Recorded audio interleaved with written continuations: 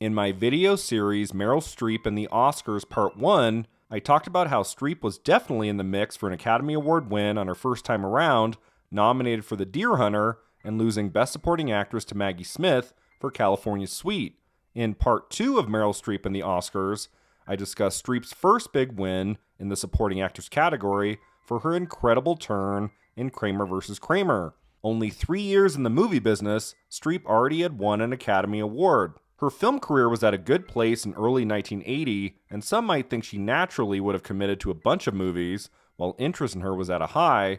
Instead, she went right back to the stage, appearing in Kiss Me Petruchio, among other productions, and took her time in choosing not the first film project that came her way, but the very best. 1981's The French Lieutenant's Woman was ultimately a terrific choice because it gave Streep her first leading role in a movie, an effective showcase of dual characters, and further evidence of her versatility. It also paved the way for her first Oscar nomination in the lead actress category, and what proved to be a very close race for the big win in early 1982 between Streep for The French Lieutenant's Woman and Katharine Hepburn for On Golden Pond. I know it's been a long wait, but this series is finally back. Let's dig into Meryl Streep and the Oscars, Part 3. The odd and oddly effective dual narrative of The French Lieutenant's Woman must have appealed to Streep because not only does she get to sink her teeth into the complex role of Sarah, a 19th century English woman who enters a doomed love affair with Charles, played by Jeremy Irons, she also gets to inhabit the American actress Anna, who is portraying the role of Sarah in the movie. Some actors might have been afraid that this unusual structure would alienate audiences and not work in the least. The director Carol Rice's only major credit at the time was The Gambler, starring James Caan, and Harold Pinter, who wrote the screenplay, had written mostly TV movies. The novel was well regarded, but many directors like John Frankenheimer considered the book unfilmable. It was not a guaranteed success that the script was going to work, but Streep committed anyway, making for one of her best career choices, especially at this early stage. The French Lieutenant's Woman is an interesting film more than it is an entertaining one, but it is notable for being the first film in Streep's career that gives her a ton of screen time. As Sarah, she gets to show off her impeccable British accent. This film marked the beginning of a long streak of projects where her various accents would impress audiences and critics the world over. Here, with her long, curly strawberry blonde hair and her British accent, she looks and sounds nothing like any character she had played before. Some actors can never fully disappear into their roles no matter how hard they try. We all love Julia Roberts, but is there a film she's appeared in that truly made you forget it was Roberts up there on the screen? Streep, on the other hand, has a unique ability to completely disappear into a role, and it's hard to believe that the actress playing Sarah in The French Lieutenant's Woman is the same one who played Joanna in Kramer vs. Kramer. Streep has a fair share of tender, emotionally complex moments in the period scenes of The French Lieutenant's Woman. The first shot is a doozy, Streep standing at the edge of a watery cliff. She's at once beautiful, mysterious, and vulnerable. One of her best scenes in the movie takes place in the forest, where the sumptuous cinematography makes Streep appear as if she stepped into the world of Errol Flynn. She has fallen in love with Charles, but hates that he is committed to another woman, saying, "I am the French lieutenant. Whore." It appears this forbidden romance has no chance of ending well, and when she eventually disappears from Charles' life, he believes he has lost her forever. Should we care if these characters end up together? The French Lieutenant's Woman makes it clear from the beginning that this period narrative is merely a movie within a movie, and that the actual story involves a pair of film actors named Anna and Mike, also played by Streep and Irons, who are portraying in the movie Sarah and Charles.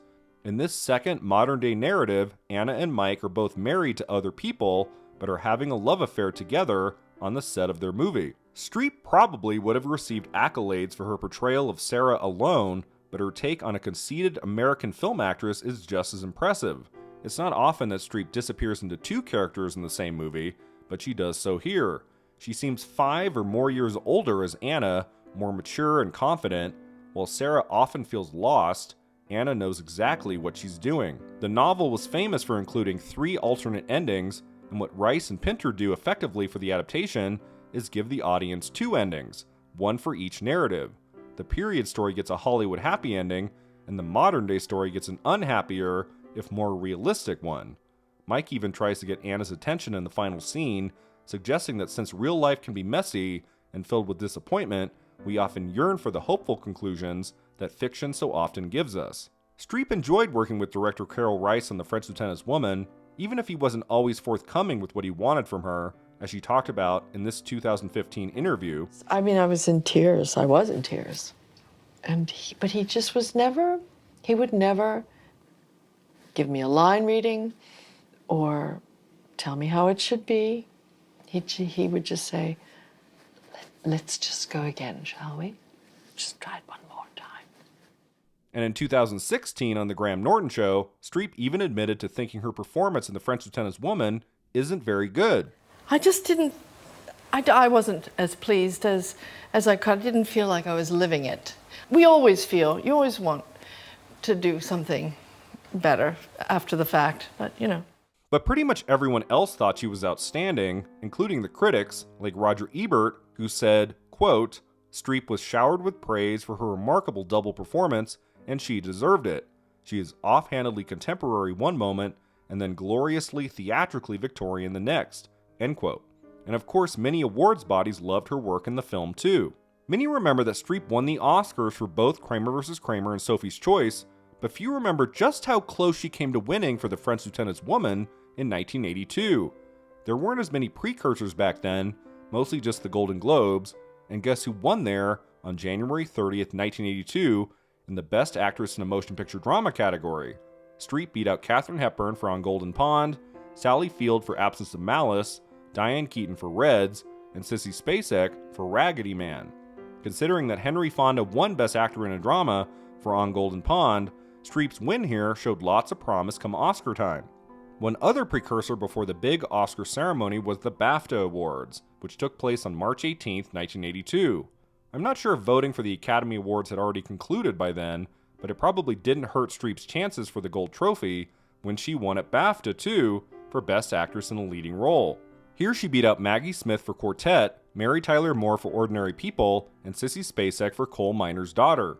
Ordinary People and Coal Miner's Daughter must have been released in Britain in 1981, which is why they're nominated at the BAFTA 1982 ceremony. It's amazing that Streep was victorious here, considering Spacek won the Academy Award a year earlier for Coal Miner's Daughter. So she had two big precursor wins behind her, and The French Lieutenant's Woman received lots of Oscar nominations in other categories besides Best Actress, getting into adapted screenplay, art direction, costume design, and film editing. Not director or picture, mind you, but still, 5 nominations showed there was lots of support for the movie beyond her performance. I wonder if Streep wasn't such a recent Oscar winner for Kramer vs. Kramer, if she would have taken this one on March 29, 1982 in the Dorothy Chandler Pavilion. Her closest competitor for the Oscar, Katharine Hepburn, already had 3 Best Actress Academy Awards, after all, and it seemed unlikely the Academy would hand Hepburn a record 4th. Was it possible for anyone else to defeat Streep that year? Let's look at the nominees. Marsha Mason was on her 4th and to date final Oscar nomination for Only When I Laugh. Her never winning before might have put her somewhat in the running, although the film only got 2 other nominations, Supporting Actor and Supporting Actress, and Mason wasn't even nominated at the Golden Globes. Susan Sarandon received her first of many Oscar nominations in 1981 for Atlantic City. She also could have been in the running, given that her film was nominated in Best Picture, Director, Actor for Burt Lancaster, and Original Screenplay. Like Mason though, she wasn't recognized at the Globes either, and ultimately she was probably a bit too new on the scene to be a significant threat. Diane Keaton likely received lots of votes for her performance in Reds, the epic drama that won Warren Beatty the Oscar for Best Director.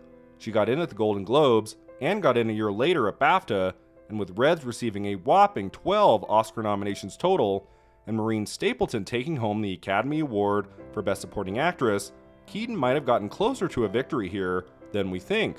In a less competitive year, she probably would have won, but some might have looked at Reds as Warren Beatty's movie more than anyone else's, and plus, Keaton had won a Best Actress Oscar just 4 years prior for Annie Hall. I do think considering her Golden Globe and BAFTA wins, Meryl Streep would have won the Best Actress Oscar for The French Lieutenant's Woman if Katharine Hepburn weren't in the same category.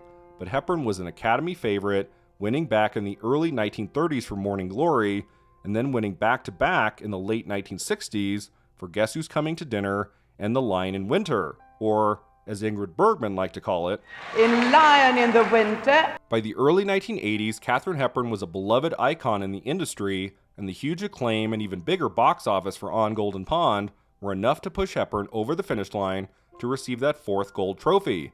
Of course, she wasn't there. She was never there to accept an Oscar, and Jon Voight accepted the award on her behalf, saying, I'll dispense with the cards and just say that I don't think that there's anyone here or watching who doesn't appreciate the amount of love and gratitude represented by this Oscar selection tonight.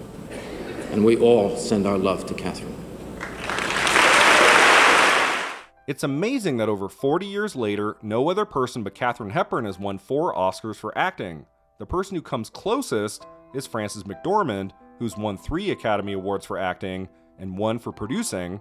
And then, of course, there's Meryl Streep, who has 21 nominations and 3 Oscar wins, and it's strange to think just how possible it is that Streep could have a 4th Academy Award for The French Lieutenant's Woman. The deeply affecting 1981 drama is an original, sometimes baffling creation that brings to mind the unique creative structure of 2 of Streep's later films, The Hours and Adaptation, both released in 2002. She definitely had options after the success of Kramer vs. Kramer. She probably could have chosen from a variety of stories in a variety of genres. That she picked The French Lieutenant's Woman shows that she not only values great stories and characters, but that she's not afraid to take risks. An even bigger risk, of course, that Meryl Streep would meet head-on, arrived in theaters in December 1982. It's the performance most considered to be her finest, and it's the film that would earn Streep her first Academy Award for Best Actress. Yes, in Meryl Streep and the Oscars Part 4, get ready for my deep dive into the 1983 Best Actress race